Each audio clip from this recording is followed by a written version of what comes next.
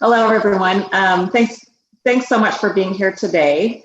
We're here to discuss soil health in the context of rangelands. As we all know, soil health is a real hot topic. These days, there's a documentary, Kiss the Ground, on Netflix. There's also soil health legislation in several states, including Colorado, which we'll hear about later. And all of you have been working in soil health in some way for many years, whether as a rancher or a researcher. So not really a hot topic or a new topic for us, but presently nuanced by a really global interest in soil.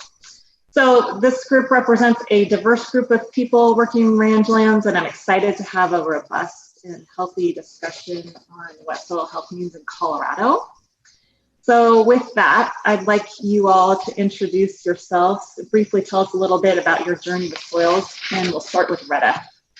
All right. Hi, everybody. Nice to see you here today.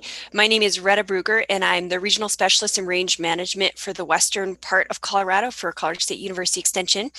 And when I think about that question, I can't help but think of, when I was a child, I would play the area around our house, and I would make little clay pots out of this particular hillside that was near our house.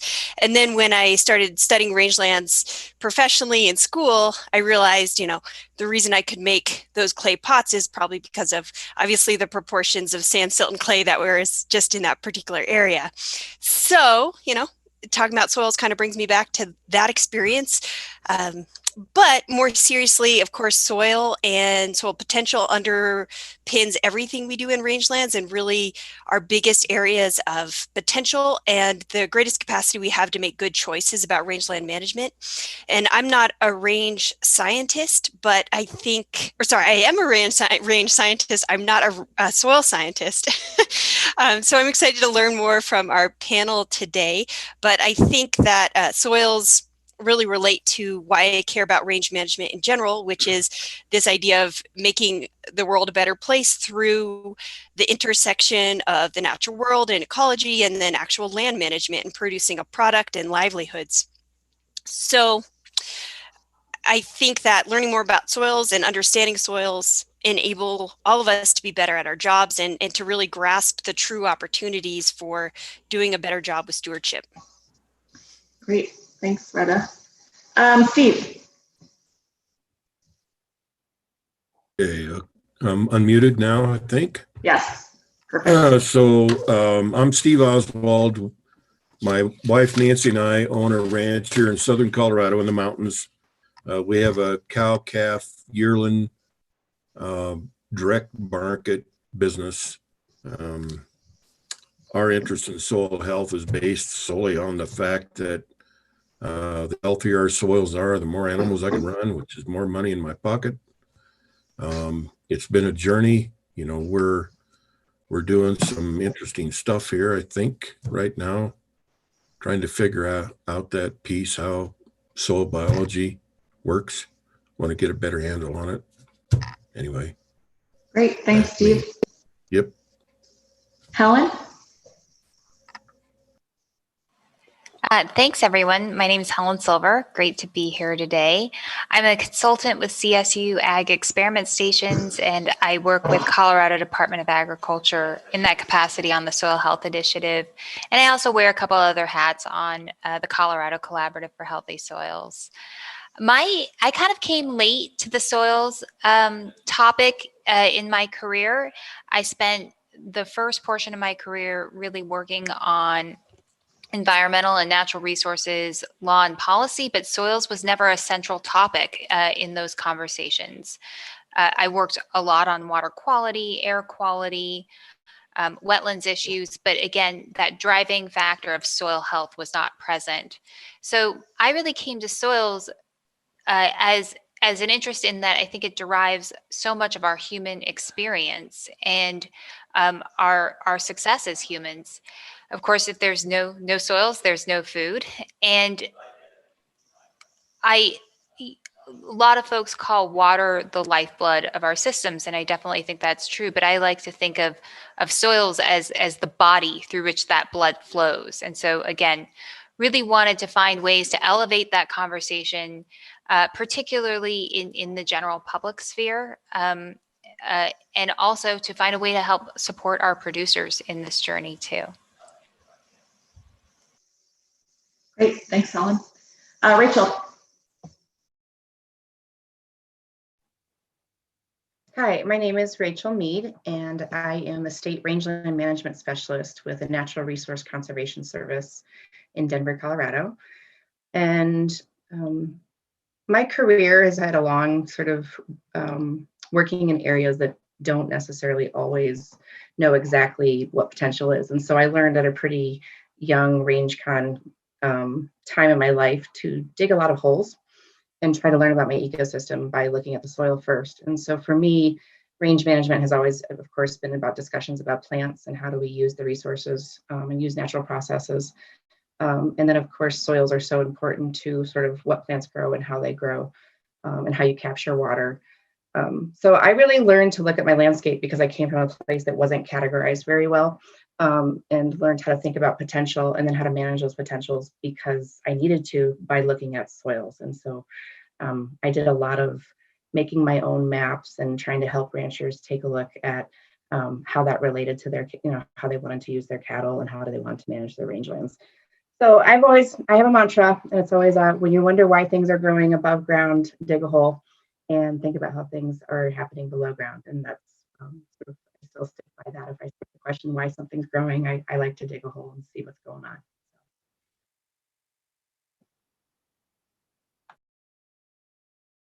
You're muted, Annie. Here. Jeff. Yeah, thanks, Annie. Jeff Herrick, a soil scientist with the USDA Agricultural Research Service, based in Las Cruces, New Mexico. And I guess I got interested in soils for the same reasons that Rachel did. I was interested in wildlife and interested in agricultural production. And the thing that basically takes both of those things and explains how wildlife potential and agricultural production potential vary across the landscape is soils. We need to understand what's going on below ground to understand what's going on above ground, as Rachel said. And I guess I've sort of wandered then into rangelands and found that of all of the agricultural production systems and natural resource systems in the world, those are by far the most fascinating and complex, and the soils themselves can really help us understand that complexity. Great. Justin. Yes, Justin Derner. Glad everybody's here today. I am a rangeland scientist with the USDA Agricultural Research Service like Jeff. I am based in Fort Collins, Colorado. I guess my interest in soils is largely in terms of the function of the ecosystems, really tying it together in terms of the livestock, the plants, climate, weather, all have an impact on soils. And so understanding then the interrelationships among those components, I think is really what drives my scientific interest, long-term research career in that at multiple sites. And then how do those sorts of soil functions translate up in terms of producer management strategies and opportunities? So that's where I really like the opportunities for science and management partnerships involving these sorts of functions with soils on large landscapes. Great. Thanks very much. And Grady. I'm Grady Griss. I'm a rancher in Southeast Colorado. I think my interest in soils went through an evolution. I guess initially, like Steve, and I think all ranchers, you're trying to pay a mortgage and make a living. You're looking for a way to run more cattle on a piece of land. And for some of us, that leads us to grazing ecology, and huge learning curve there in grazing ecology for me. But like a lot of the other people here, if you really want to understand the ecology of grasslands, it all leads to the soil ecosystem. So I would call myself a novice in the soil ecosystem in terms of understanding and empirical observations, poking a stick at it, but I'm ready to start. Great, thanks, Grady. And we have Kevin. Oh, yeah. Hi, everybody. I'm a range ecologist at CSU. I study grazing ecology, how livestock interact with their environment, how people interact with livestock, good and bad things that come out of those interactions. On soils, I'll be brief. I think most of you have covered it. I've always focused on bigger things. I think that's the scale my brain works at. But the more you study the little things, the more you realize the little things are what run the world. In every soils class I ever took, I thought, my Lord, I'm missing so much. And so, like Grady, like everybody else, I'm still learning. But the more I learn, the more interested I am. Great, thanks, Kevin. Catherine. Hi, everyone. I'm Catherine Jannune. I am a master's student at CSU, and I'm studying rangeland ecology and management. And I'm currently interning with Annie, Retta, and Kevin. So nice to meet you all. Great asset to us. And then I am Annie Overlin. I am Retta's counterpart on the eastern part of the state for CSU Extension. I come from a ranching family, and in southeastern Colorado. And when I got out of my undergrad, I had an opportunity to kind of fly the coop, and I went to southeast Utah, and I went and worked for a prominent soil scientist there. And it was really interesting because we never had an interview process, but when I walked into her office, she had this big giant computer screen, and she had this picture of a grazing specialist, a well-known grazing specialist, who I will not mention, but he was in a heart with devil horns. And he had just been at the ranch where my parents were working. And I remember thinking, I can't tell this woman that I come from a ranching background. And she never knew. And I worked for her for 2 years, but it was very interesting to feel this huge divide between the scientific community and the ranching community at that time. And that was 20 years ago. And I'm so excited that we are all in this conversation today. It's a real testimony to how far we've come and that we've learned a great deal on the way. And I'd really like to encourage a continuation of knowledge based on what we've learned, because otherwise we can collectively do a lot of damage. I come from Dust Bowl country, and that's an instance where we really messed up. And so I'm really wanting to encourage the right practices going forward. And I think that we can collectively work on those together. So thanks all so much for being here. So the main question that we're answering today is, what is a healthy soil on rangelands? First of all, how do we define rangelands? This is land where the vegetation is dominated by grasses, forbs, and shrubs, and is managed as a natural ecosystem. So these are areas that are moisture limiting, so not great croplands. In Colorado, we tend to see a lot of areas where they were dominated by shrubs. In Retta's region, in my region, we have the shortgrass prairie, where we don't necessarily have these huge, deep root systems like in Nebraska or Kansas, where there's a much greater ability to sequester carbon, for example. And so because of this, I'm trying to figure out how Colorado rangelands kind of fit into the overall soil health movement. So first of all, I want to talk about where are our rangelands in Colorado, and then we'll talk with Jeff about how we define potential for soil in rangelands. And then Justin will go over a little bit of the research, as well as Jeff. And then we'll talk about some of the soil health legislation with Helen. And then, of course, we'll talk about management, practical management with Steve and Grady. So Rachel, Mark, can we get up our map of rangelands in Colorado? And Rachel, let's start off with you talking about percentage of rangelands and where they are. I wouldn't worry about that map. We don't need the map. That's MLRAs. So I think Okay. I'll talk a little bit more broadly. So yeah, Okay. thanks, Annie. In Colorado, the best figure I can find, that of course is an estimate, is that we have approximately 40 million acres, or 60% of our state is defined as rangeland. That includes private and public, which we both have quite a bit of, and of course public being BLM, Forest Service, and other associated lands. Also included in that would be state land as well. There's lots of ways to categorize rangeland, and I'm going to start at a pretty broad level about sort of where rangeland is in our state, which is pretty much probably everywhere, but I'll work you across the state a little bit, and I think that will tie into the discussion a little bit more about potential and a little bit more of a more defined category that we often use. So in the broadest context, I would say that in our, Colorado has about 9 different types of rangeland. Each of these types have very often things in common, but there's also a lot of differences that provide for very unique opportunities in each one of those sort of types. So if we start on the east side, the very eastern side of Colorado, and then all the way up to pretty much the foothills, you have kind of 2 broad types. We have the Sandhills Prairie in the very northeastern part of Colorado and down along the eastern side, which is a very unique ecosystem. And then we have the shortgrass prairie that takes us all the way up to what we call kind of the east slope foothills. Okay, and that's the transition zone as we move into the Intermountain West and the Intermountain Mountains.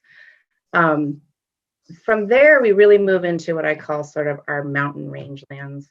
Those include a lot of different types of things: your mountain meadows, your intermountain parks, your North Park, Middle Park, South Park.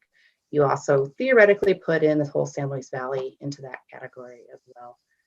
As you transition towards the western part of the state, you then drop off of the sort of geographic region of the the mountains, and you go more in towards the southwest into the Colorado Plateau. And if you go into the north, you get into that, I kind of forget what it was, like the semi-desert Wyoming-ish, in fact, a lot like what my picture is showing. So we have the western slope foothills, we have the Colorado, the West Colorado plateaus, we have some semi-desert in that sort of range. So we definitely hit rangelands all the way across Colorado. Of course, it's intermixed with forested lands that we tend to take out of that definition. And then there's, of course, Colorado has quite a bit of intermixing of cropland and urban areas as well. So. Great, thank you, Rachel. Okay, so Jeff, I want to talk about potential on these rangelands in the context of vegetation and soil health. And I'm going to quote you directly in a paper that you published in 2016. And it says, like all land use and management planning, the process should begin with the evaluation of the sustainable potential of each pasture or watershed, taking advantage of the extensive resources already available. So could you talk a little bit about how you are defining potential based on these resources that are already available?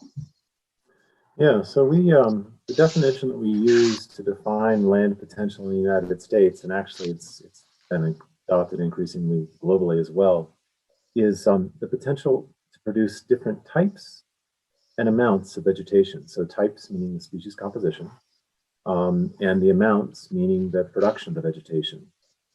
But also how that vegetation and how that land responds to management actions and natural disturbances. So how it responds to grazing, how it responds to fire, how it responds to drought is going to vary depending on the type of land that you have. And of course, our land, particularly here in Colorado, varies tremendously in terms of soils, the depth and the type of soil, in terms of topography, and in terms of climate. And of course, topography also affects climate. A south-facing slope is going to be a whole lot droughtier than a north-facing slope, and it's probably actually going to have coarser soils. And we're super fortunate in the United States. In fact, the United States has by far the best rangeland information system in the entire world. And it's called the Ecological Site System. And we can access that, and we can talk later about exactly how to access that, but basically we can get access to this information. And what we've done in the United States, rangeland scientists, long before I was around, basically went out and characterized the land in terms of its variability and created these things called ecological sites. And then they assigned what they call descriptions to these ecological sites. So they defined the potential for those ecological sites. And they didn't just define what its sustainable potential is, but also what happens if you move away from that potential. And there are these things called state and transition models. It sounds complicated, but it's actually really simple. It's just some boxes and arrows that describe what the different states are out there. So what's possible on a particular piece of land, say a deep loamy soil in a valley at 7,000 feet of elevation or 8,000 feet of elevation and up in the higher areas, or maybe a super droughty soil as we move on to the western slopes with lower precipitation, coarse soil, doesn't hold a lot of water, steep slope, okay? So that's obviously gonna have much lower vegetation production, potential vegetation production, but it's also gonna be a lot more susceptible to disturbance, a lot riskier. When you enter a drought, you lose some of that little vegetation you have, the susceptibility to erosion is gonna be a lot higher. So the definition of potential ends up being a lot more than just how much vegetation can we grow. It's also how is that plant community and how is that soil going to respond to the way that we manage it. And I think that's why it's such a powerful concept and why we were so fortunate that the previous generation of rangeland scientists came up with this concept and created this amazing system that is now actually being replicated in other parts of the world. Great. Jeff, that was a great description. Thank you very much. Retta, you wanted to chime in? Yeah, so I think one thing that occurs to me in this conversation is that, and is an obvious point in my work, is potential is really important. We have different choices based on where we are in the landscape. And then B, something I think a point of confusion I hear in maybe the public conversation about soil health is conflating agricultural systems that are tilled and areas that are rangelands. So just want to underscore in the information Jeff and Rachel just shared, we're talking about, what our pictures look like, perennial ecosystems where we're not tilling. So we have different potential for soil health. Great. Yeah. Thanks, Retta. And Jeff, you have been really instrumental in developing different techniques for testing rangeland soils, indicators of rangeland health, which is a fantastic protocol. You've been really involved with that. Basal gap. Can you discuss potential in terms of carbon storage and soil organic matter? Sure. Yeah, I think it's really important to distinguish what soil properties define potential, and then how we determine whether that potential has been realized. So in vegetation, it's fairly obvious. We've got the soil, and then we have the vegetation, and we have the potential vegetation. In terms of soil properties, it actually works the same way.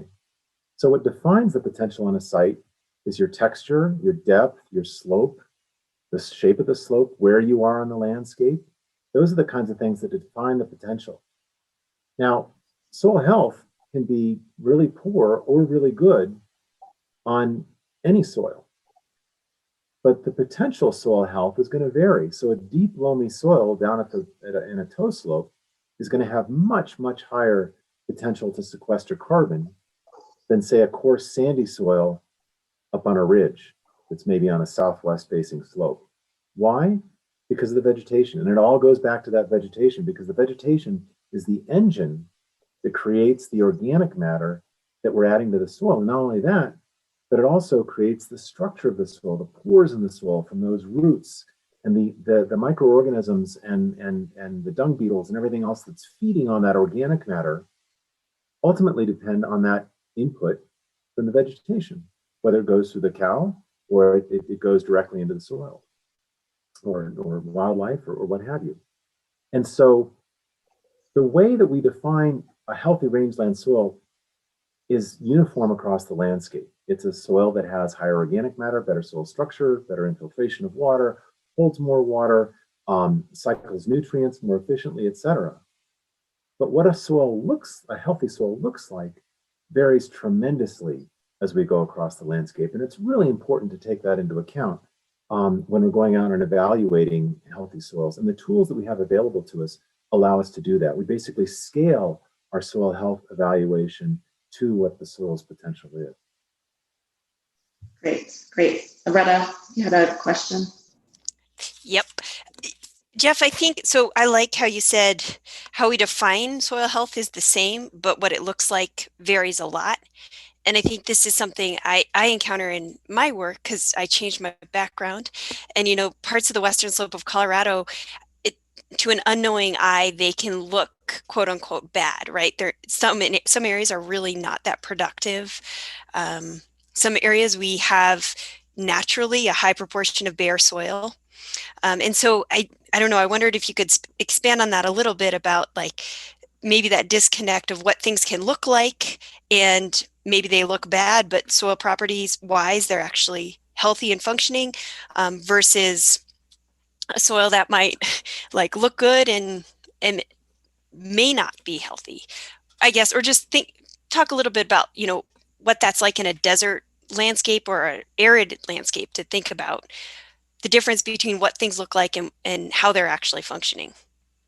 No, absolutely. And you can literally have two soils side by side. One looks better than the other, but is actually worse in terms of comparing it to its potential. So in that landscape you've got behind you, you've got that flat area. And then as you move up the slope, you've got these basically depositional areas. So soil that's been deposited from erosion from thousands of years ago.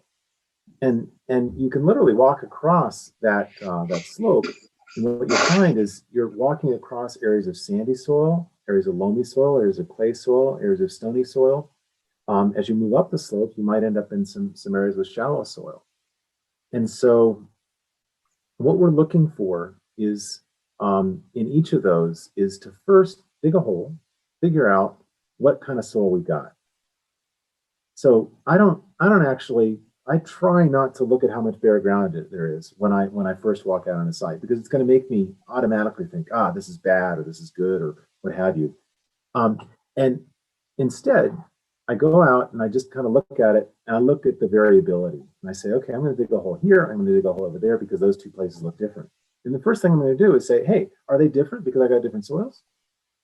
Or are they different because one's degraded and one's not? Or maybe it's both.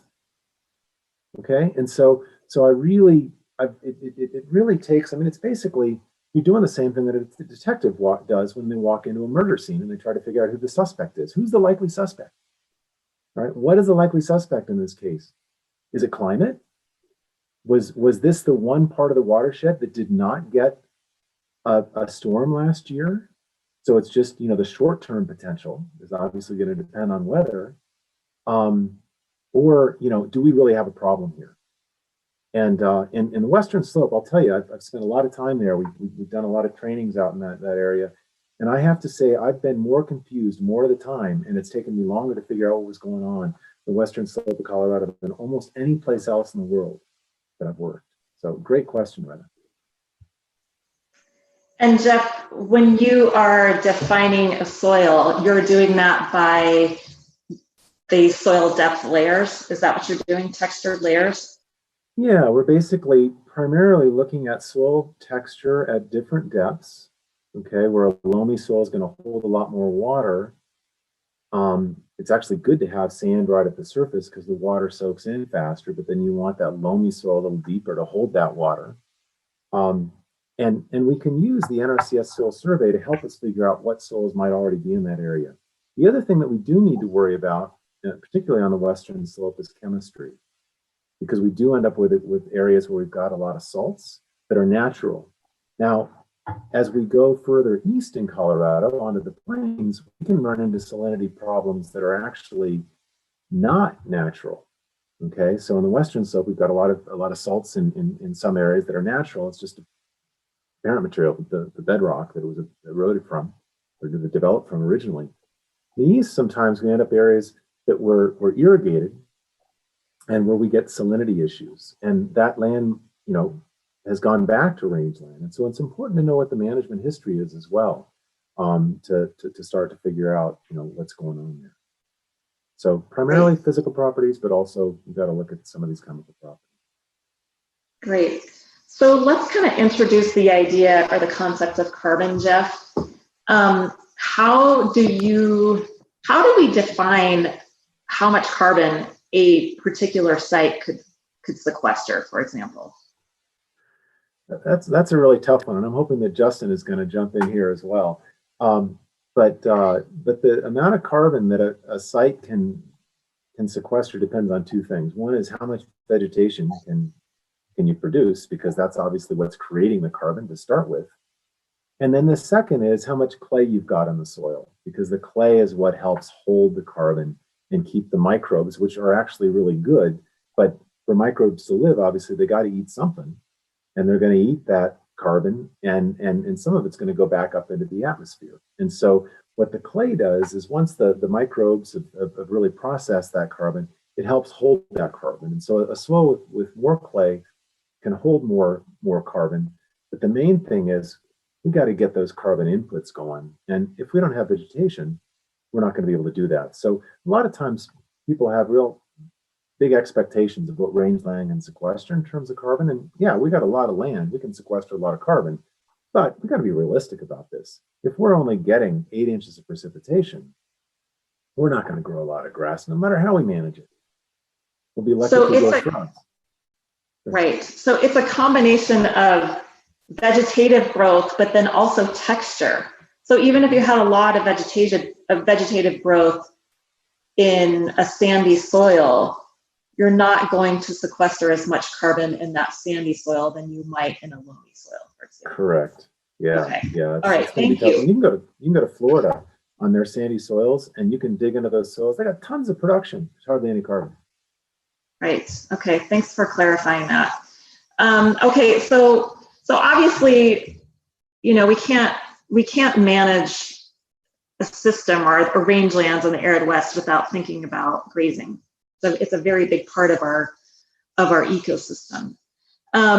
So let's dive into some of the research on soils, grazing, and rangelands. Specifically, I'd like to discuss a paper that a few of you were part of and just recently published. Congratulations. And the paper is Cattle Conservation and Carbon in the Western Great Plains and the lead author is John Sanderson from CSU.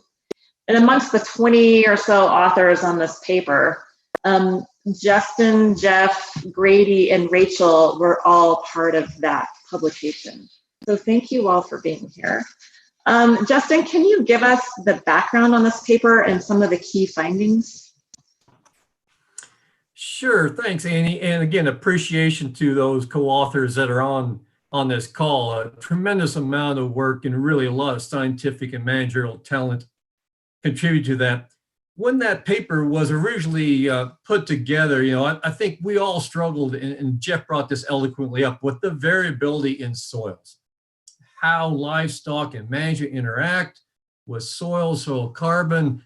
Experiments are done at small spatial scales over short time periods. And so what could we put together in terms of gleaning information across the Western Great Plains in terms of emergent trends, right? And I think there were 4 key ones that came out of that paper that we attempted to pull together. And one, Jeff's already touched on this, but the big drivers at the large scale for soil carbon are climate and soil texture.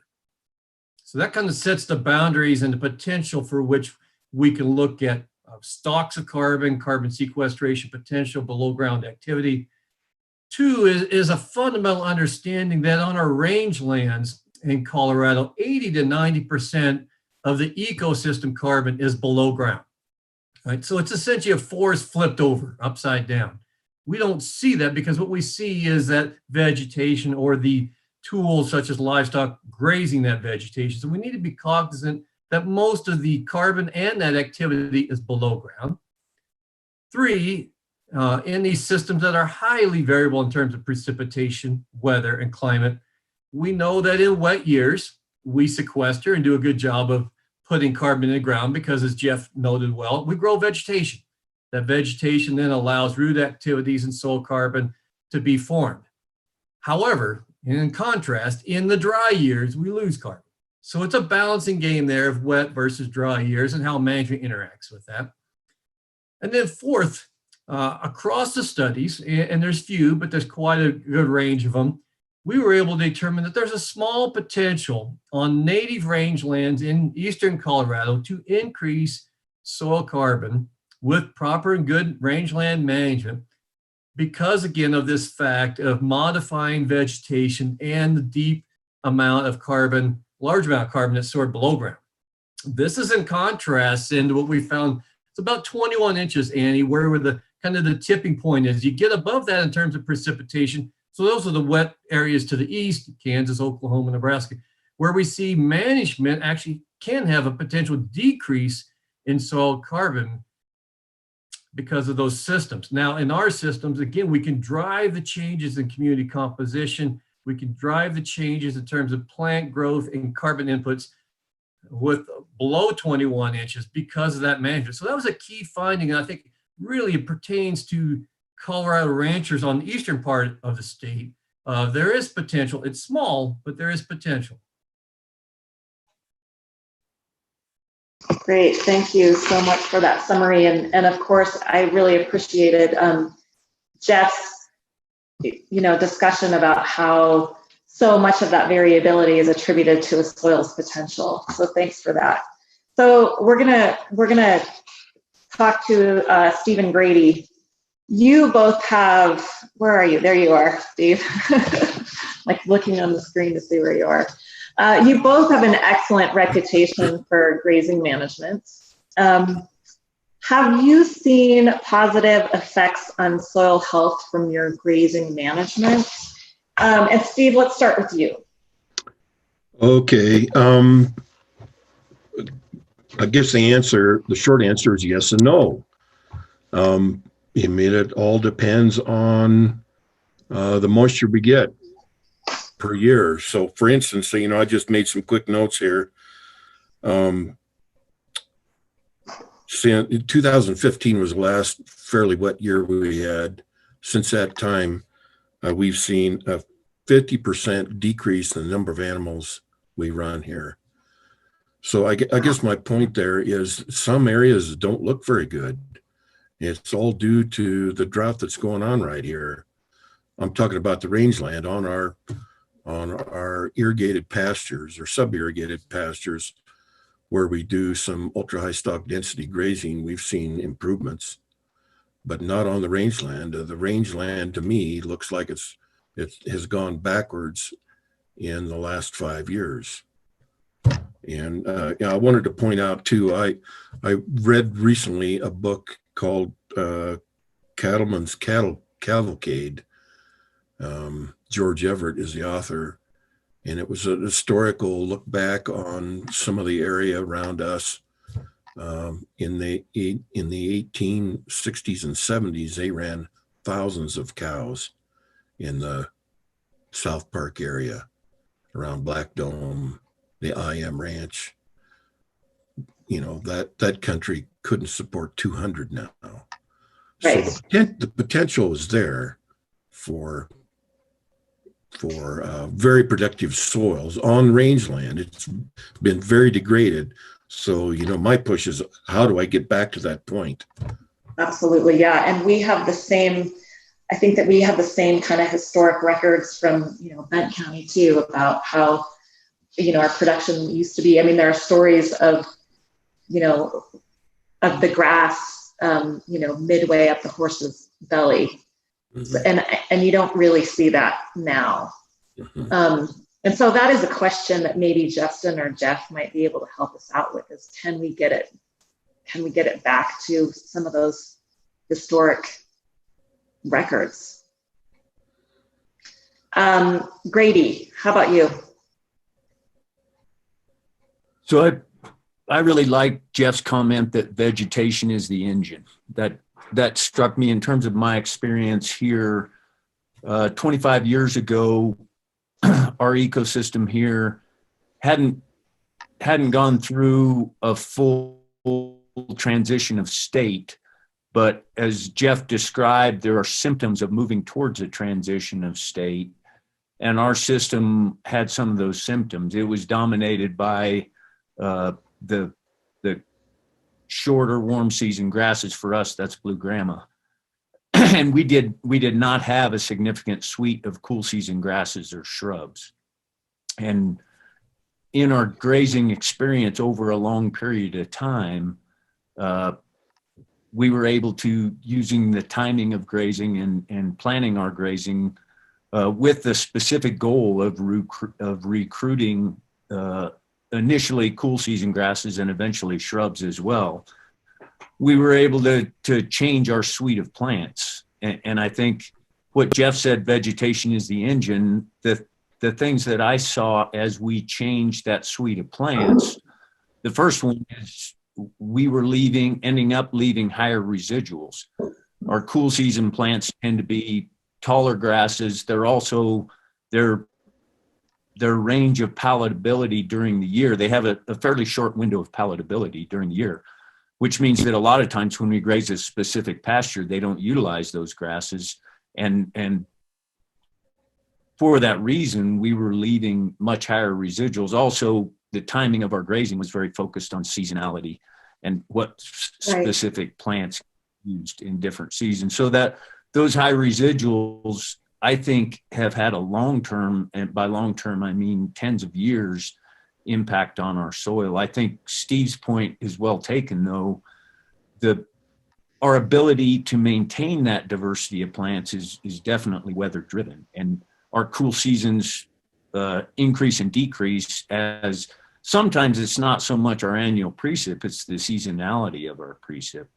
Right. But I feel like over a long term, we have been able to improve our soil health by having those higher residuals of grass left on the land and by having growing roots in the soil 8, maybe 10, maybe 12 months out of the year instead of just while the warm season grasses are growing.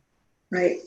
I really like that idea of thinking about which species will leave the most residual and grazing for that. You know, I when I'm on the plains, I often see squirrel tail, for example, is leaving high residuals, and you can really see how that affects water infiltration in a big afternoon thunderstorm that we might get in July.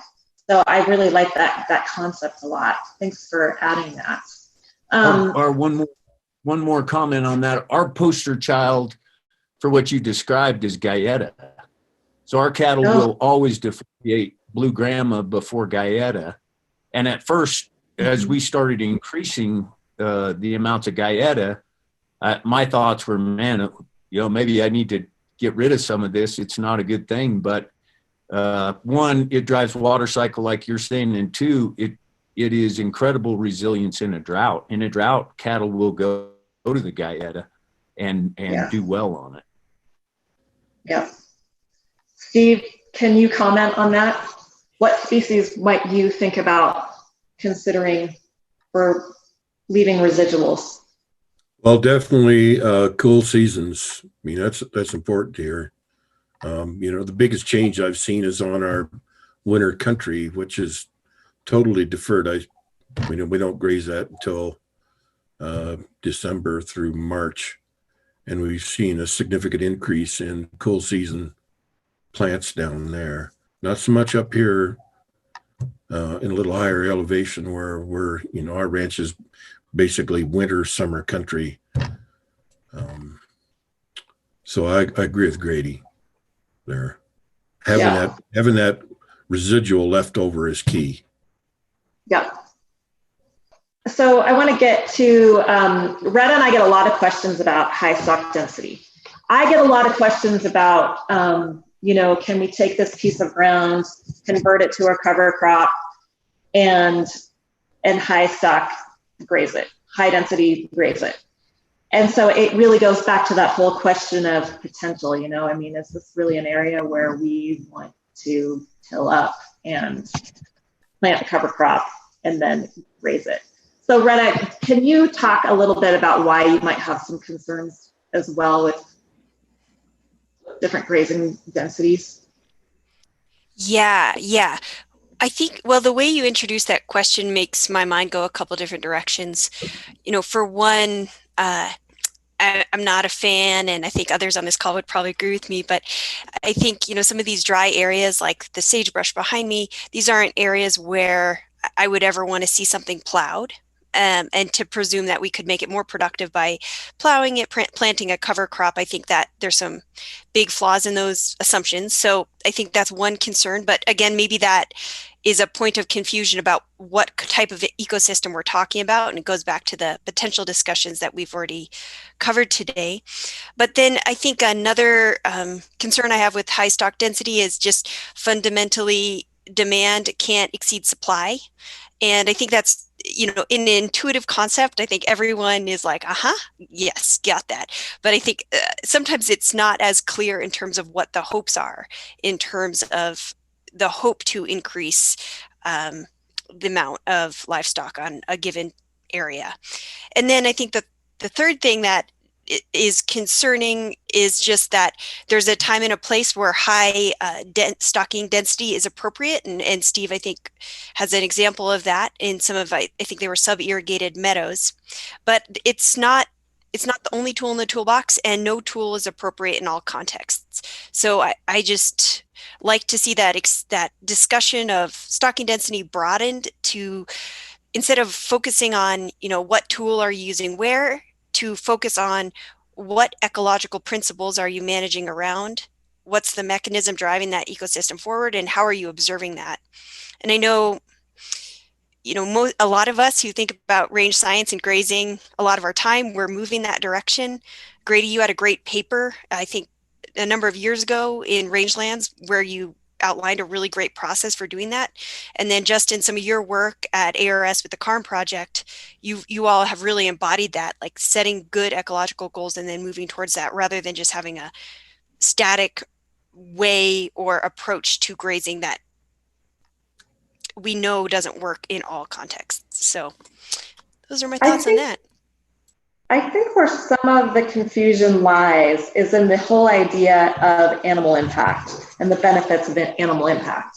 And we certainly do see some good benefits from animal impact, but it has to be in the right ecosystem with the right potential. I've spent quite a bit of time at Steve's, and he does practice high density stocking, but in a small portion of his ranch. He also uses high density stocking for targeted grazing, so, and we've seen some, interesting, I think probably positive impacts from that too. Steve, do you want to talk about how you decide whether or not you can high intensity graze or not? Well, it all has to do on the productive potential. So, for instance, we only use this high stock density method on about 2% of our place, which isn't a whole lot. And the rest of the time, we're on rangeland. Right. It's not, although we're doing very short duration grazing on that. I don't think it's the stocking rate is as high as it could be or should be. And I say that because I've been down to Alejandro Carrillo's place in Mexico in the Chihuahuan Desert, where he gets 9 inches of rain annually. And he uses a form of high stock density grazing, and it's phenomenal, his results. So that tells me there's potential to improve rangelands by using a correct stocking rate, which includes number of animals and time being the biggest factor. And rest. Rest. Yep. And rest. Grady, any thoughts on that?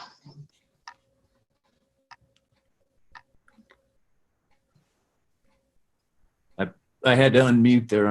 I think I'm unmuted now. So I think this question is the most confusing question for producers that are thinking about managed grazing of any kind. And I think they think that managed grazing means high density grazing, and it absolutely does not.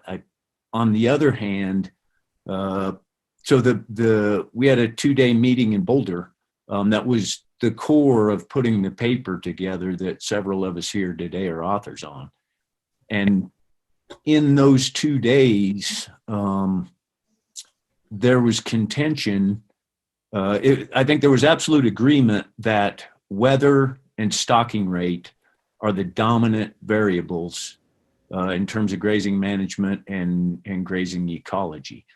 However, there was disagreement on whether time is an important variable. And I think Steve said it, and I would agree with him 100%. Absolutely, time is an important variable.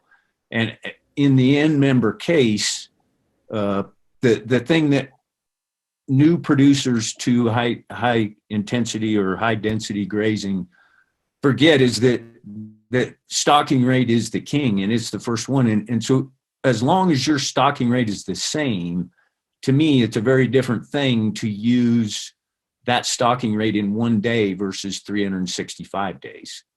And so given that, and there, some of the scientists may not agree with me on that, but I do think those two things are different.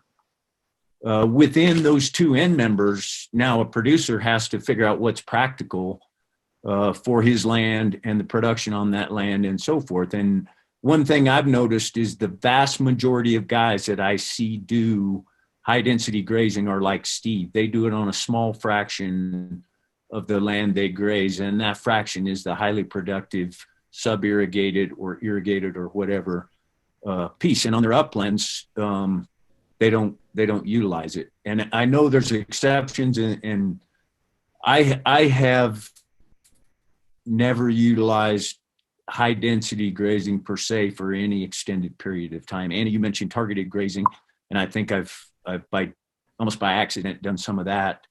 But our whole grazing program is focused on recovery. And I think in arid climates, and there are times and situations where I think the graze period becomes an important variable.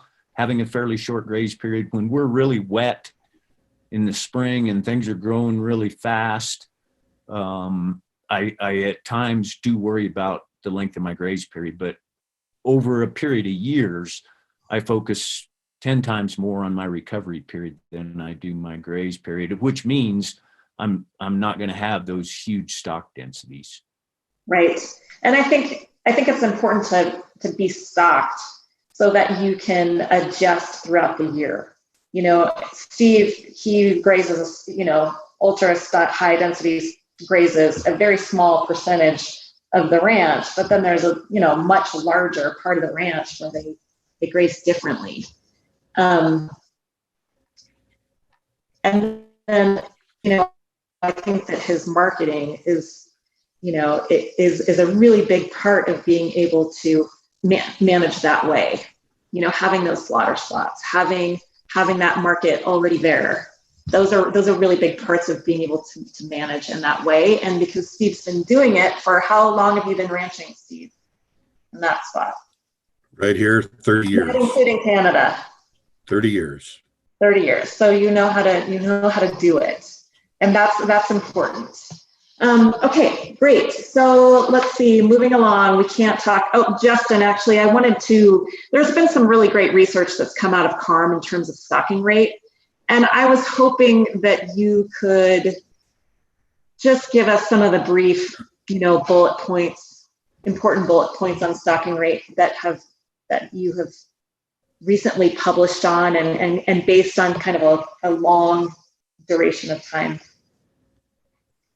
Yeah, thanks, Andy. For folks, the CARM is our Collaborative Adaptive Rangeland Management Experiment, and it's a novel experiment, in fact, that we have participatory efforts with 11 stakeholders that make the decisions regarding the objectives of the experiment. I think that's the key thing, Andy, that the ranchers and everybody's talked about. We're not just implementing tools for tools' sake. We have objectives and expected outcomes, and then using a suite of tools, including stocking rate, to try to achieve those, and understanding that we have to balance those based on multiple objectives. So stocking rate, as Grady is well mentioned, is the #1 king in terms of the tool. We get that wrong, and we're going to have a mismatch between forage availability and animal demand. And then you have to count on time there. So if you have the capacity to change in time, then you can look at matching, flexible stocking rate and numbers, such as Steve and others do with their marketing, to change as the forage conditions and weather conditions change. So in terms of eastern Colorado, where we have really grazing resilient rangelands, and I think it's clear that we can manipulate several factors. And that could be stocking rate, could be time, rest of grazing, to increase the productivity of those rangelands, where we increase the ability for more C3 perennial grasses in composition, more shrubs. That gets us deeper roots, allows us the potential to capture more of that soil water and keep higher productivity potential of those sites, as Jeff has mentioned. So we have a lot of tools in the toolbox to do that. And what that does is help us balance in the good times where we can sequester carbon and mitigate with adaptive management in those times of drought, where typically we would see high stocking rates over the season-long grazing. And drought years, we're going to reduce carbon. We're going to blow that off with respiration. Here's an opportunity to use flexible stocking and other adaptive management capacity in the manager system to put those animals on the right places at the right time and match forage availability with animal demand to help us, again, in the longer term, incrementally increase carbon and improve that site potential that's there. Okay, great. Hey, Annie, can I jump in real quick? Yes, please, Kevin. Just to sort of circle back to Retta and what everyone has said in between Retta and now on grazing and grazing systems, quote unquote. What strikes me and what we all know is just the incredible complexity of these systems and how each place is really unique in how you need to approach it. And we haven't even talked about economics and social factors, right? There's just incredible complexity that goes into grazing management. And I think a takeaway point, maybe to say it really succinctly and bluntly, and as someone who studied and also managed grazing livestock for many years, is be wary of people selling simple solutions to complex problems. And I think that we've got a really complex system, and there are not going to be simple solutions, except maybe in a single place. That's sort of what I'm struck by.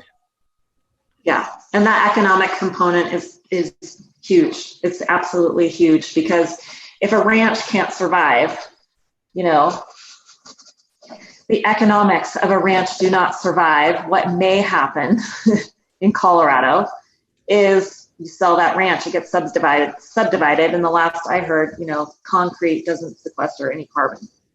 So it's a really big, huge question in Colorado.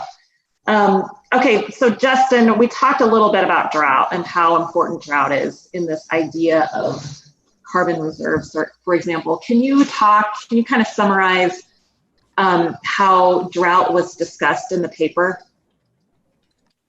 Sure, thanks, Annie. And again, in a general trend, we know from several studies, not only soil studies, but also sophisticated systems that monitor continuously the flux of carbon.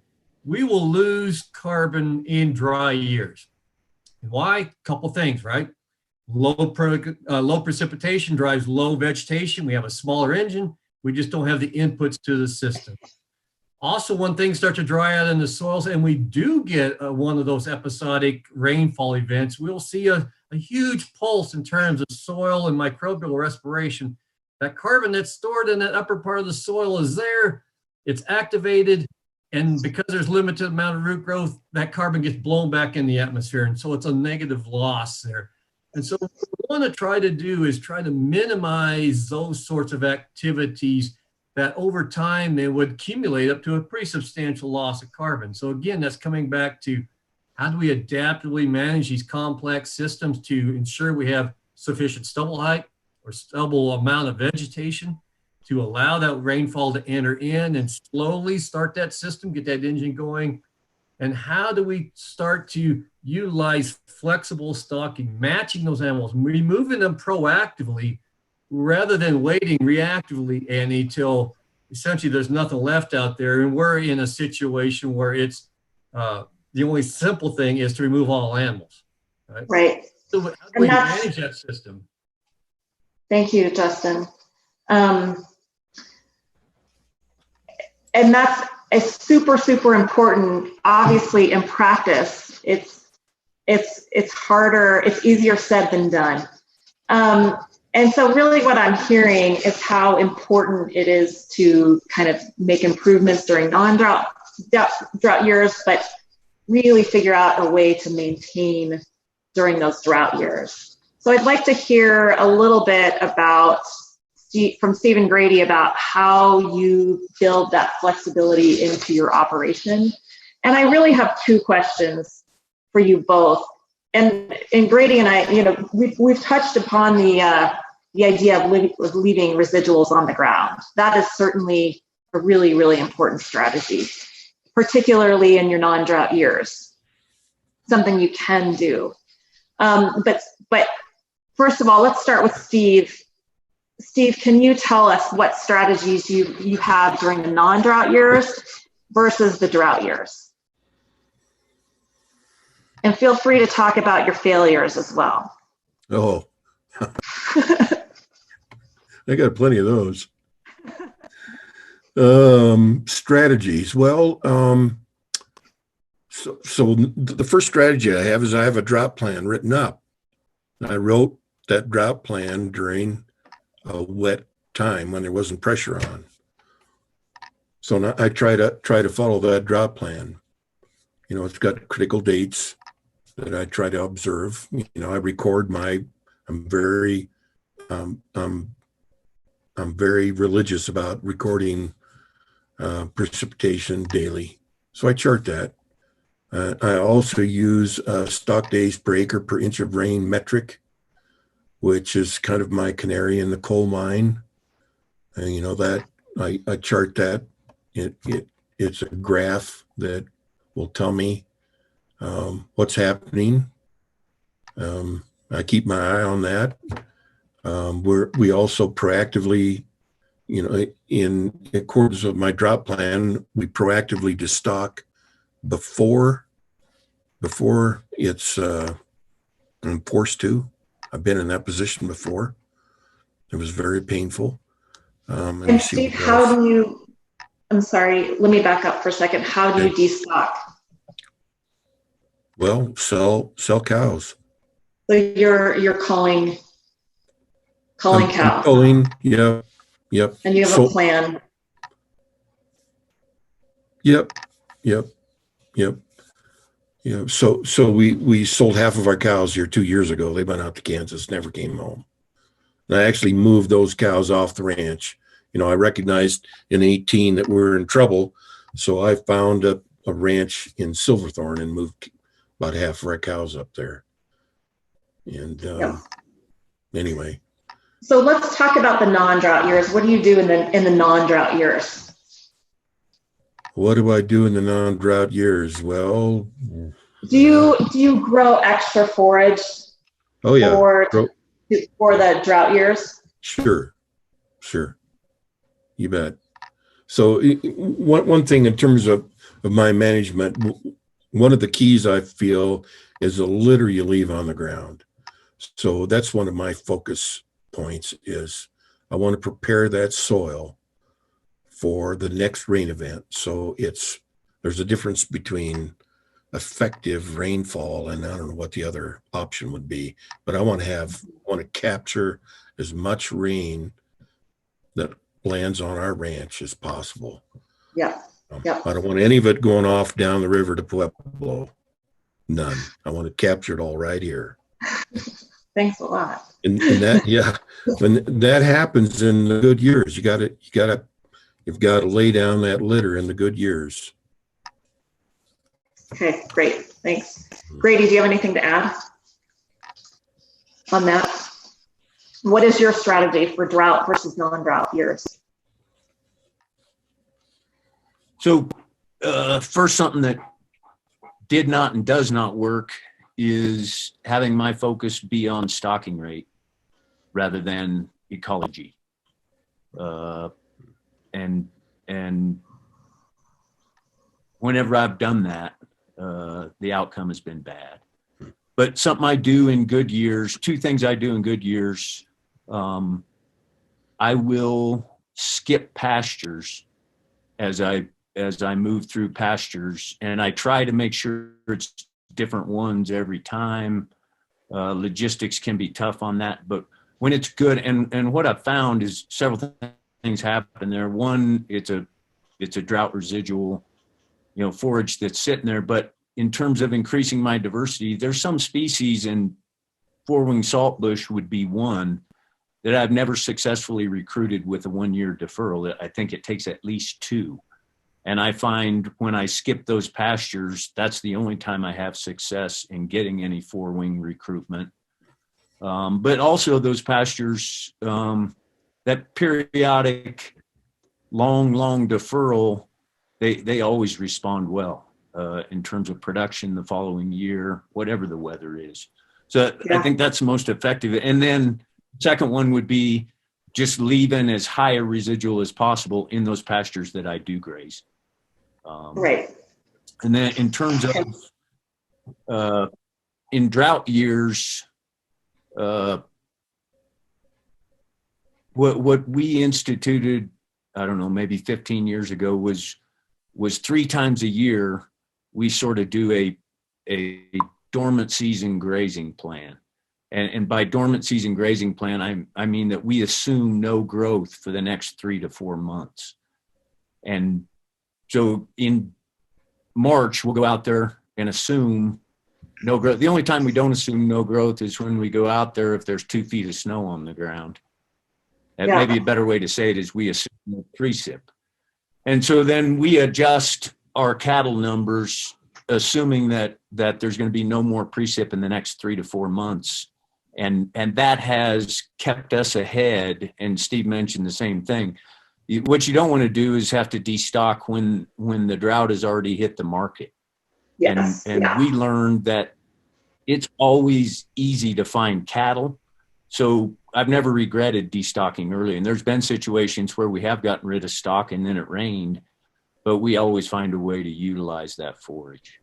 Mm-hmm. Okay. Grady and Steve, can you talk a little, sorry, Annie, can you talk a little about herd composition? What animals, is it cow calf? Is it stockers? Can you mix to be more flexible? That's another thing we've done that I didn't mention precisely. We run whatever I figure our long-term stocking rate could be, we run around half of that as mother cows. And that gives us an annual flexibility to keep our own calves and run them over, to buy calves, to take in other people's cattle.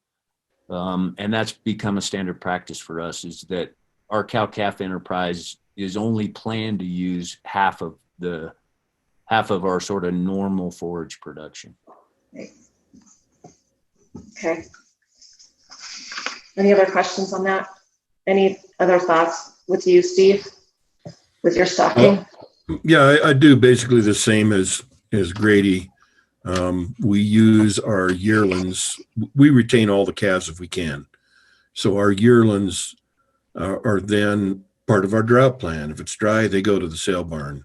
If they don't, we run them through the year. Okay, great. Thank you. Okay, so we've talked a lot about grazing management so far, but it sounds like there was quite a bit of discussion amongst you all about amongst the stakeholders in this paper regarding improving rangelands that wasn't totally related to grazing. So what are some of the key discussion points for protecting rangelands, Justin, that you discussed?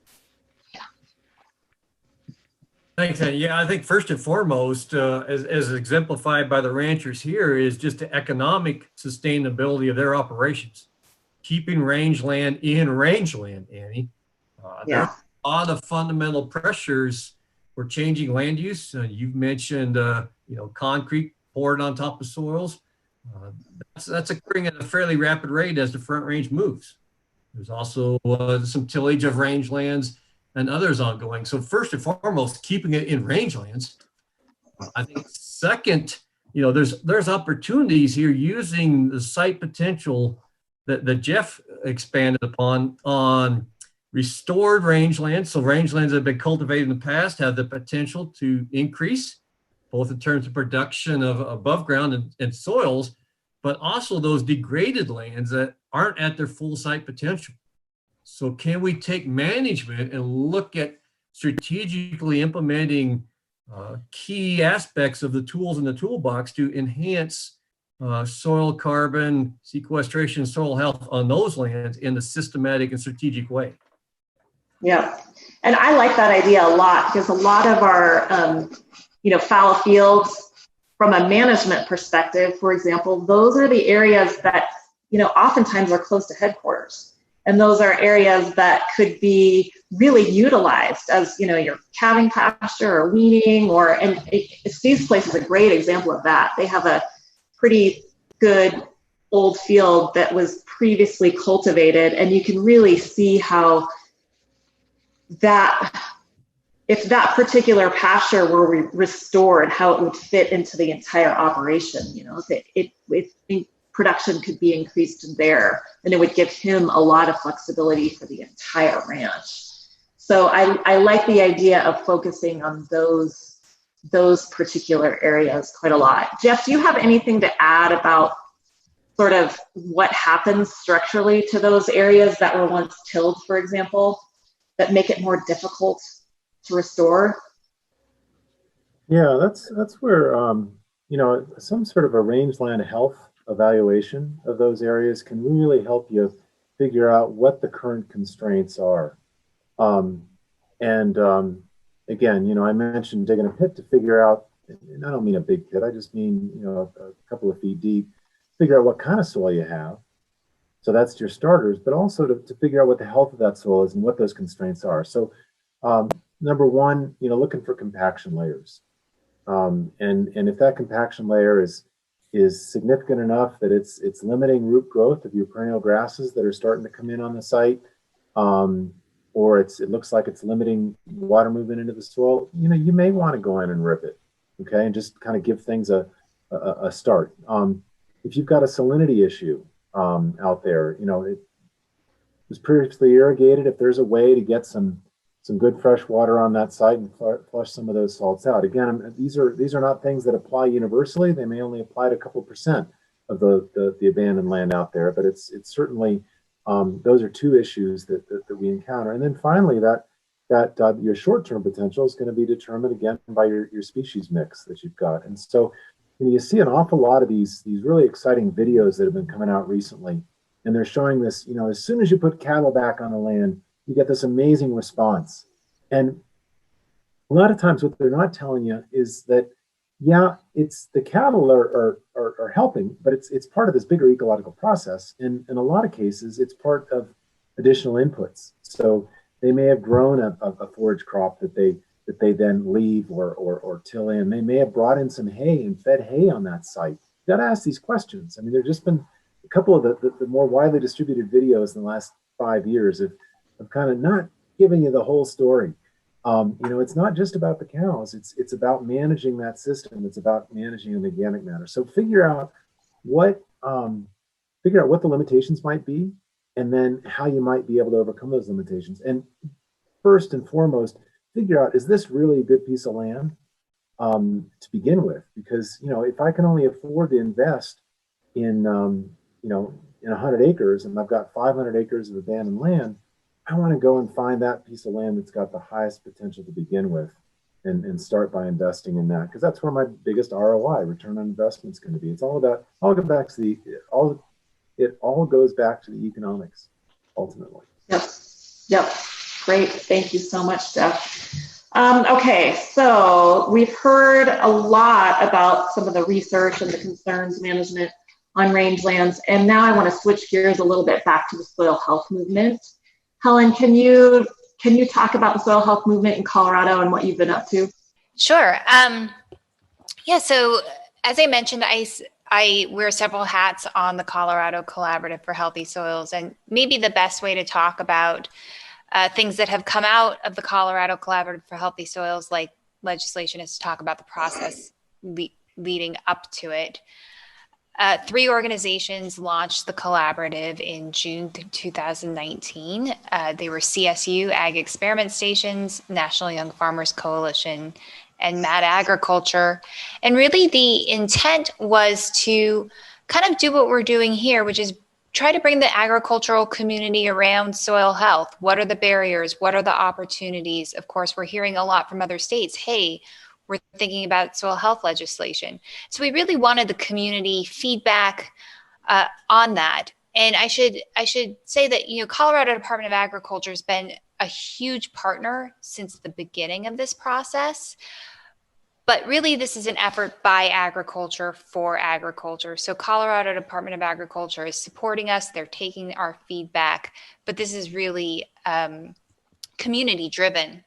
And currently we have over 200 participants ranging from producers to producer organizations, of course, scientists as well. Our coordination team, which is somewhat of a steering committee, has a diverse team. We have representatives from Rocky Mountain Farmers Union, Western Landowners Alliance, Lower Arkansas Water Conservancy District, CSU Ag Experiment Station, and National Young Farmers Coalition.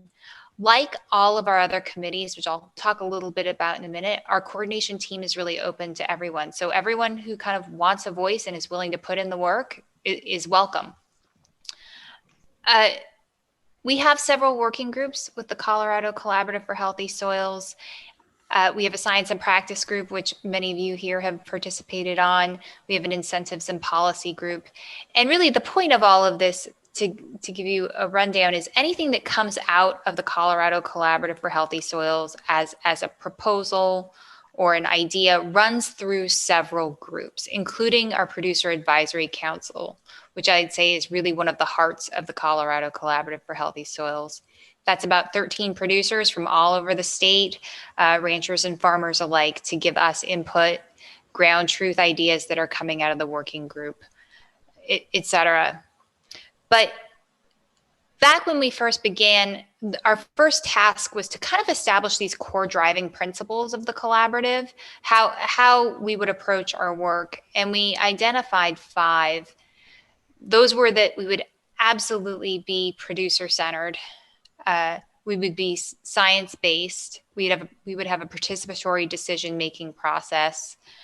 We would be action-oriented. We didn't want to be simply a group that kind of just talked about things. And finally, very early on and very clearly, we decided that anything that would come out of the Colorado Collaborative for Healthy Soils would be voluntary and incentive-based. And we decided this even back when we weren't certain if there was going to be legislation or a program or anything like that, because that was, I think, so embraced by all our members.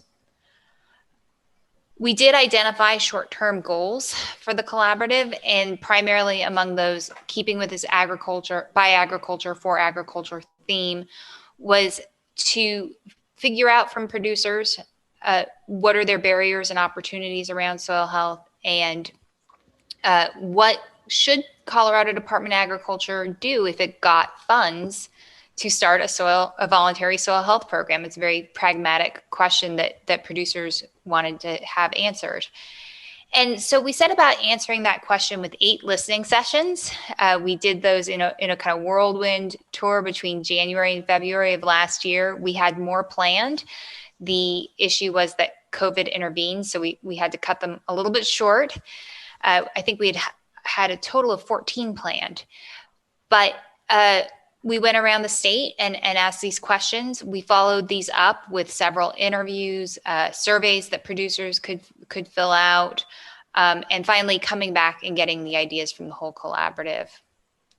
Through all of that process, we came up with a 5-part policy proposal that we proposed to the collaborative. And again, this really went through our Producer Advisory Council and all the other working groups. And I won't go into the details about it, but the first policy proposal part was a soil health grant program, particularly one for implementation and for demonstration projects. The second was producers really felt they needed more technical assistance and education around soil health. So we had to look to see how could we increase the capacity for CDA to offer this. And I'm so grateful to NRCS because they have been a real partner. CDA and NRCS have signed an agreement with NRCS really generously funding 75% of the salaries for 5 soil health specialists at CDA, which is pretty incredible. The third policy option was to bring established programs to Colorado. The STAR program, the Saving Tomorrow's Agricultural Resources program, is one of those. I'm really pleased to be working with some folks here on this. That is a practice-based evaluation system. So basically, producers fill out a form and receive a score based on the practices that they implement on their fields or on their ranches. And we, of course, know that soil health requires not just the practices, but also we want to tie those to results. So we have a paired soil health testing program for crops that folks at CSU and the Science and Practice Group have helped develop. And we're doing something similar for rangelands. I know some of you have been part of those conversations. And then finally was creating a soil health inventory. That one is the least kind of fleshed out, but we'd like to start gathering the research that comes out of this program and the research that's available and really streamline it for producers. CDA has started working on these in terms of establishing a pre-pilot for the STAR program in February and March and a full pilot in 2022. And the legislation is, of course, of interest to a lot of folks. The process behind that was after we came up with this 5-part policy proposal, we got consensus from the collaborative of, is it a good idea for us to have legislation that unambiguously gives CDA authority to do this, to do these types of programs? And the collaborative said, yes, we think that's a good idea. So we established a legislative planning group in keeping with all of our working groups that is open to everybody. But I facilitated that group, and I'm a lawyer in hiding, so I also did the drafting of the legislation. But that was a really intensive group where I proposed a draft, and we took feedback from folks and really worked on the drafting itself, like word per word. And I want to just thank everybody who's involved in that. That included wheat and corn growers, Colorado Livestock Association, the Farm Bureau, RMFU, the State Land Board. So it was a really great process. What that legislation does is it says to CDA, you have authority to issue the types of programs I mentioned before, but other voluntary programs that producers might want to see. And clearly we can't anticipate what those are right now. So giving them that flexibility. There is a state advisory committee. And again, we really want this to be by agriculture, for agriculture. So that state advisory committee is tasked with working in partnership with CDA on their guidelines. Where we are right now is we have our sponsoring legislators, which is pretty exciting. It's Representative McCormick in the House, and Senator Simpson on the Senate side. The bill will originate in the House, and we provided a really detailed draft to the legislators. Our next step is to receive their draft back, get feedback on it from folks, make sure it really matches the intent that the group came up with, and then move forward into the legislative session.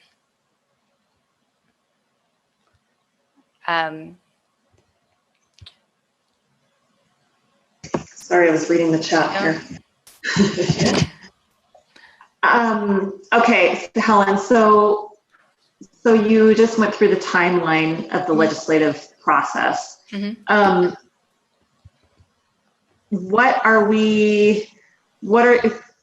Tell us what you're hoping to get out of what the end product is for specifically a rancher. For a rancher? That might be, yeah. Absolutely. Well, I think with all of this, this is a way for us to set up a platform for Colorado Department of Agriculture to get more money and more technical assistance and more education to all producers, but particularly rangelands, given how much of the state that they occupy. Of course, any rangeland program that Colorado Department of Agriculture develops is going to look different than croplands. We talked a little bit about carbon sequestration. I know ecosystem service markets are really something that's on everybody's mind. I will say that one of the reasons to have this legislation is to be able to assist producers directly in assessing and evaluating ecosystem service markets and making them ready for them if they decide that that's something they would like to do. Right. The intent of the Colorado Department of Agriculture Soil Health Program is not meant to supplant any of the NRCS programs, clearly. One way that we look at the Saving Tomorrow Agricultural Resources Program, or the STAR program, is that it provides an opening and potentially a piquing of interest for folks who want to try to engage with those programs as kind of an on-ramp. But also, I think those programs might sometimes be difficult to access, or there might not be room for everyone who's applied for a soil health program. So the Colorado Department of Agricultural program will be complementary to that. Maybe it's looking like smaller funds or smaller grants. Hopefully also the turnaround time is a little bit quicker. Right. But it's sounding like the incentive is for education. The financial incentive. The financial incentive in the pilot, in the pilot program will be for. In the pilot program, producers will get paid $2,500 to implement whatever type of practice they want on a specific area of land. So for a ranch, it could be a particular area. In cropland, it would be by field. Right. So I was talking to, I gave a series of roundtables, I don't know, a year and a half ago. And one of the questions I asked was, we actually talked about the CSP application. Mm-hmm. And Nancy, actually, Steve's wife, was like, I think what we need is our own checkbox on that CSP application, because they were like, well, we kind of think that we know what we might want to do, but it's not in any of the options that we can do for, that we have for CSP. Yeah. I'm curious, Grady or Steve, if you had the ability to have, $2,500 to try something, to try anything, what would it be? Steve, I'll let you go first. Better unmute here. For me, it'd be cover cropping. Yeah. Yep. Okay. Great. Trying to figure that piece out. Cover cropping on your fallow ground, your fallow field. Yeah. Yep. Okay. How about you, Grady? I guess there's a couple. I don't think I have any land appropriate to cover cropping. Although I've thought the idea of interseeding some annuals in certain portions of the ranch with just minimal soil disturbance, just interseed to try to kind of jumpstart things is intriguing.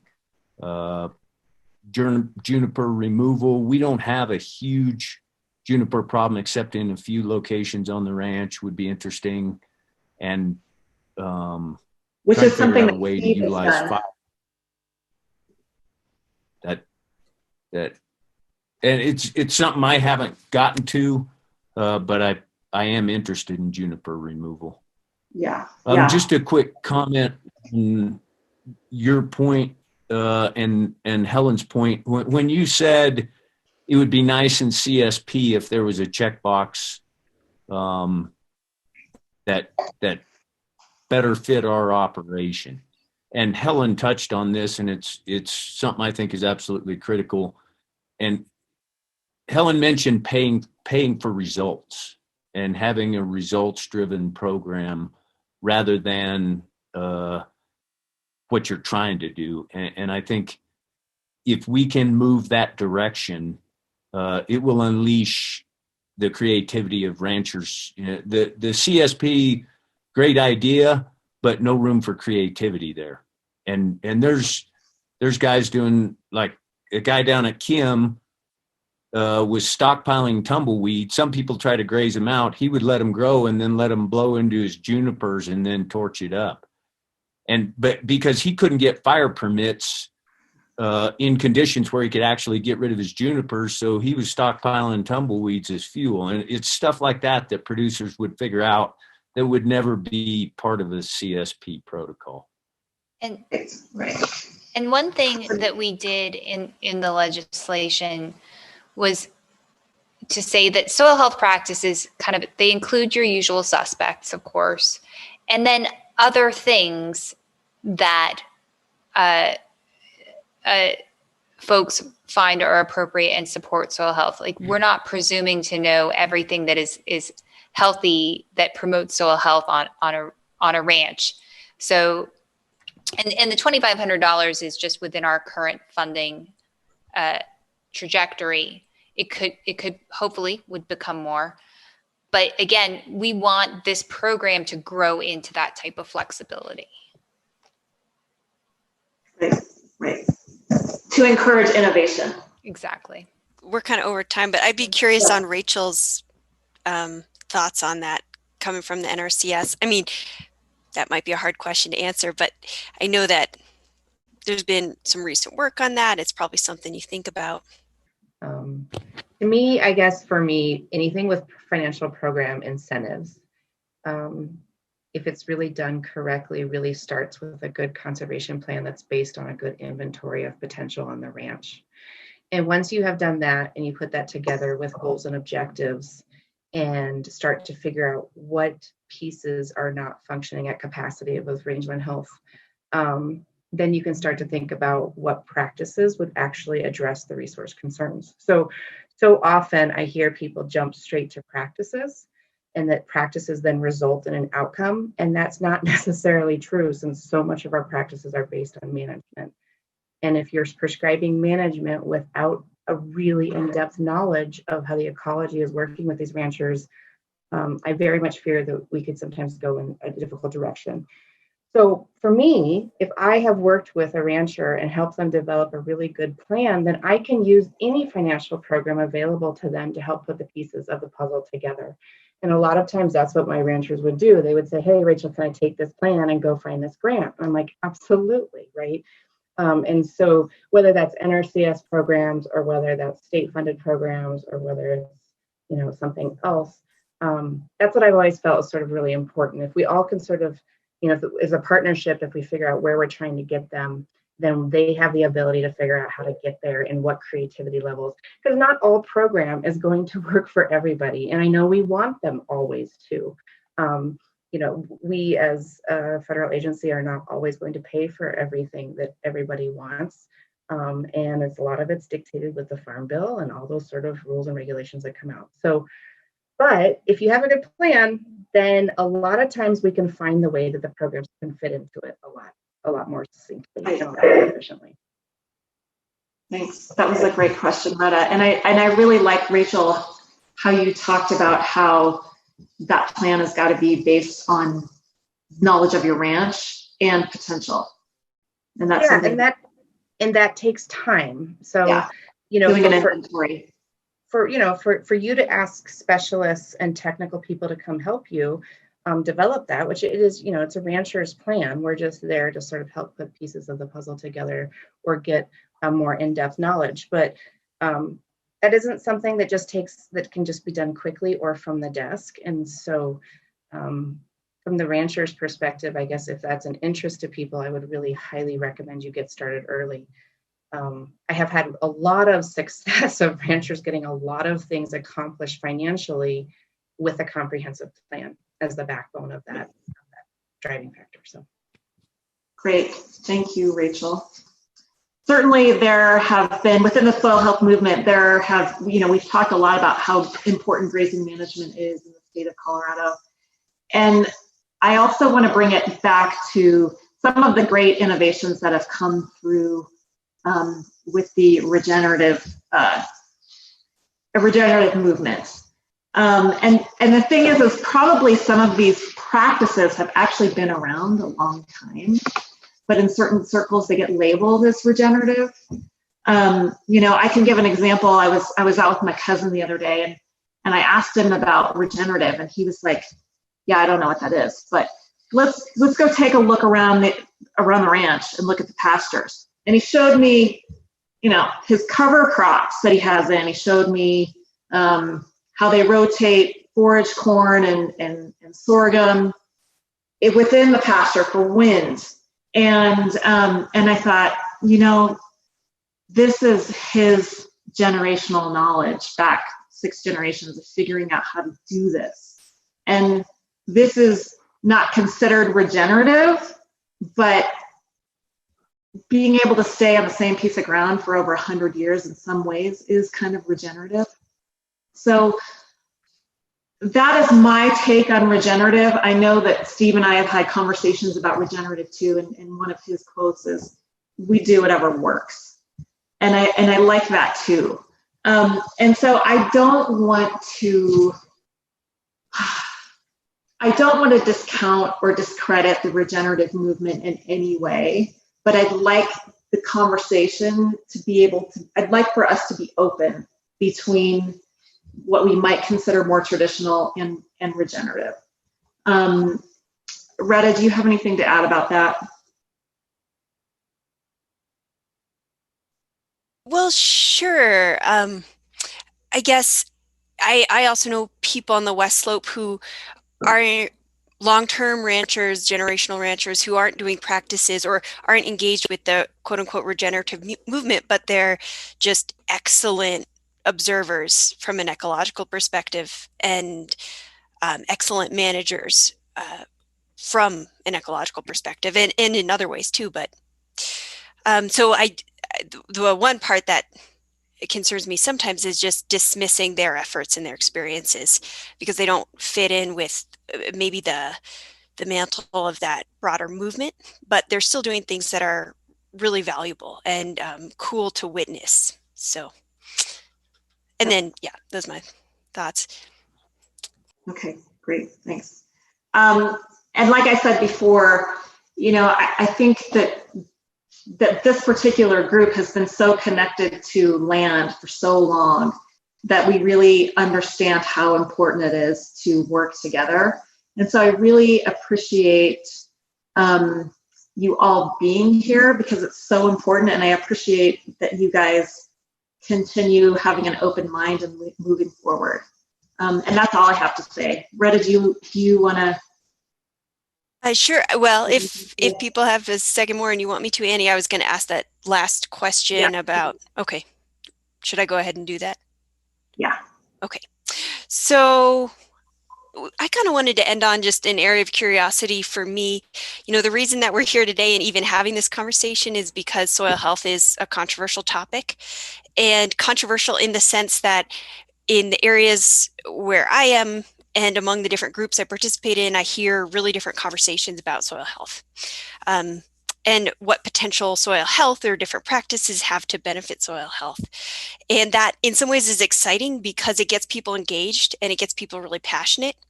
And in other ways, I think it can alienate us from each other, so we miss out on the benefits of each other's perspectives. And of course, this is not the first time this has happened in range science, right? And more broadly too, but we've had these challenging areas in the past in range science where perhaps managerial experience is different from scientific experience and scientific knowledge. So I wanted to ask each of you to maybe give a short response on, have we learned anything in terms of the management and the rangeland science community over the last 10 years? And what reflections you all have about how to have a better conversation among the different perspectives on any important topic, but specifically in this case, soil health. And Grady, I know, not to single you out right now, but I know that you've had some good reflections on this based on some of your writings. And so I was just really curious to hear what you might have to say. The recent history in grazing, the controversy over rotational grazing, I think everyone has to do all they can to avoid that controversy related to what we're headed into with soil health. And I hope a couple things we learn from that is one, that innovation usually comes from the producers, because the producer is forced to make decisions all the time. And a lot of those decisions are essentially made in the dark. Producers have to make decisions based on inductive reasoning. So they see the specific, they have to generalize that. And that's their experience that drives their decisions. And even when they have monitoring data, that data is usually uncontrolled. So producers are forced to make those decisions, and that's where innovation happens, making decisions about things that you don't know the answer to. And so producers have all those opportunities to innovate and to learn that science doesn't get. On the other hand, making decisions on uncontrolled data and inductive reasoning can lead us down bad rabbit holes. And I think what we hopefully learned from the grazing controversy was that one of those rabbit holes, I think, was driven by the idea that if your range is in poor condition from running too many cattle, the answer is to put more cattle out there. And ultimately, science did its job and saved us from that idea, but it was a painful process to get through. And the thing that strikes me about soils that is different than grazing is I can go out in my pasture and get a pretty good idea of what the ratio of cool season to warm season grasses is, but I can't get into my soil and see the ratio of fungi to bacteria. So I think it's going to be absolutely critical that the producers, the extension scientists, the agency scientists, and the research scientists can get on the same page and get together so that that innovation can come from the producers, but we don't go down bad rabbit holes based on stuff we can't even see in the soil. Could I jump Thanks. in, maybe, Retta, a little bit? Mm-hmm. I guess I would just say from two projects that I worked on and thinking about how to, the Grazing Lands Conservation Initiative, which really was a triad, was really meant to pull triad, that triangle together for good grazing management. And that was, your technical agencies like NRCS and Extension, and then your research, ARS, and your universities. And then, of course, the knowledge of the people who are working the land, the managers of the land. And that was meant to really help discussion take place so that we could all benefit from each other. CARM has been another amazing opportunity to really remind me how important that any type of collaborative discussion takes place when we're talking, especially when we start to talk about like things that people sometimes have different opinions on and how that works. And so in terms of soil health, I think for me is that it's probably a very sort of very, very important discussion when it comes to agronomic needs, right? A discussion of bringing in ecology into farming. And I think when we talk about soil health on rangelands, in a lot of ways, we're talking about rangeland health, which has a long, strong background of that triad or that collaborative group of people pulling together to have a discussion about it. And so I think that as we move forward with soil health discussion and things that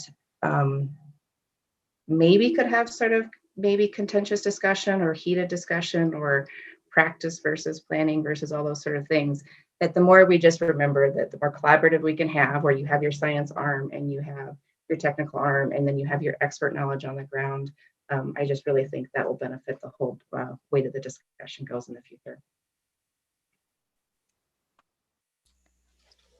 Yeah, thank you for that. I think I'm reminded with both your words of, I don't know if others heard, but Lawrence Perensky's keynote this year at the Society for Range Management, where she said, you know, when we have two truths that don't agree, we need a bigger truth. So that gets back to that idea of complexity. And Rachel, I think you did a good job highlighting that we kind of need each other in this space in order to move forward. And I think that's another good way of thinking about, you know, it's not one truth overcoming another. It's how can we actually work together, because we actually need each other's experience. So any other thoughts on that? I know, Justin, obviously you are perhaps the originator of CARM with others, but you've been very involved. Sure, I'll interject here, and then I think Jeff probably has a comment to end on. But Grady's right? The science always lags behind the innovative folks on the ground. What's needed is an approach where science and managers are in full partnership. We've tried that with this CARM project. You know, it's very novel, participatory. It took a lot of efforts on our half, but it's also well funded in base funding. Right? To try to do that from the university side with grant funding just doesn't work, because most of those are 3 to 5 years, and it just isn't a long enough time horizon on rangelands, at least to showcase, right, subsequent outcomes from the practices and the objectives. Novel on our end, though, is also showcasing to the managers that there are experimental constraints or sideboards. Right? We need to have replication. We need to be able to showcase the system functionality, what goes on, rather than in the past, and Grady knows this well, we've done a great job of identifying a postage stamp on a piece of rangeland and studying it to death and extrapolating that out to entire ecosystems. Right? And that's a failure of science. So how do we blend that, right, with utilizing novel partnerships with managers on the ground at ranch scales in real world conditions, and be able to take science and put that together in a synthetic manner that really informs the complexity that we're all trying to distill. Jeff, back to you. So I've just been reflecting and thinking about human history. And humans throughout our history have been storytellers. We've always told stories about how we understand things.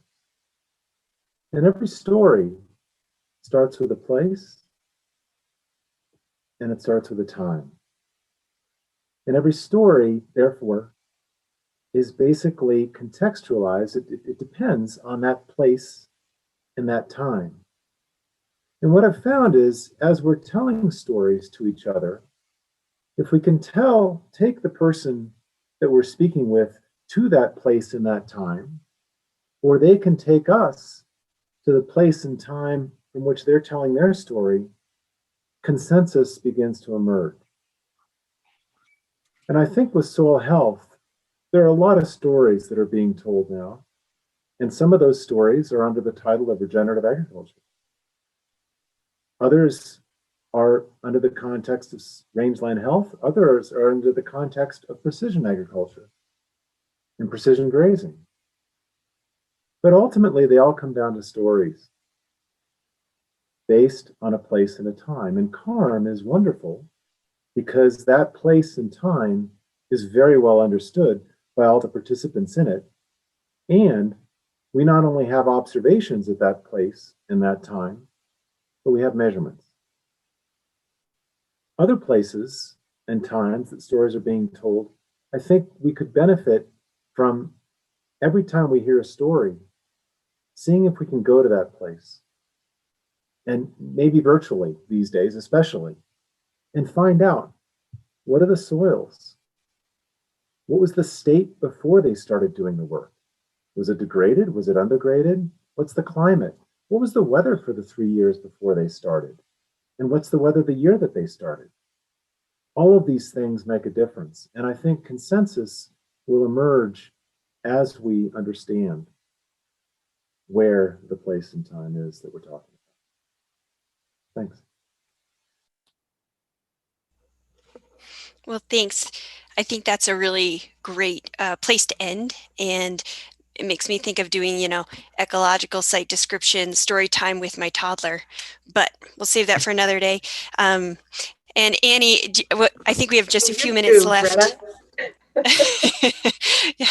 But thank you everyone for participating, and I'll hand it back over to Annie.